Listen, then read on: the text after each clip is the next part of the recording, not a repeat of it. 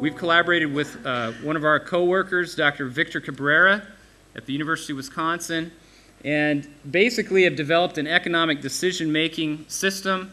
It's a pretty complex tool. I don't have time to talk about the depth of the analysis. It takes everything into account. It takes into account labor for hormone injections. It takes into account the cost of the accelerometer system, depreciation of money over time, all these sorts of things.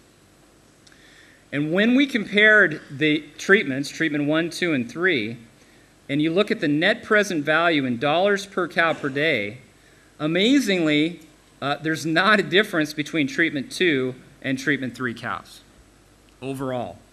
So $5.86, and this is dollars per cow per day, so 1 cent makes a lot of difference. That starts to add up quite a bit.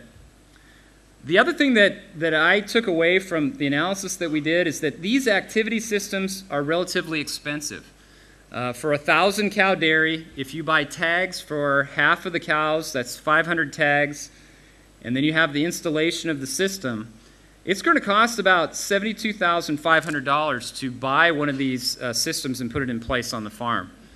And initially my reaction was that's a lot of money to be spending for one of these systems, but when you actually look at that cost and amortize it across dollars per cow per day, and you estimate that the system would last for, say, 8 years on a farm, the cost of the system actually gets quite low, at under 3 cents per cow per day.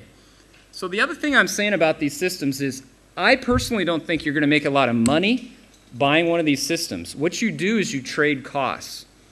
You trade the cost of either investing in the system to watch for estrus, or you're going to pay human beings to stand out there and walk and chalk the cows or detect estrus manually in those particular cows. And that's about what that cost is when we look at it on a dairy.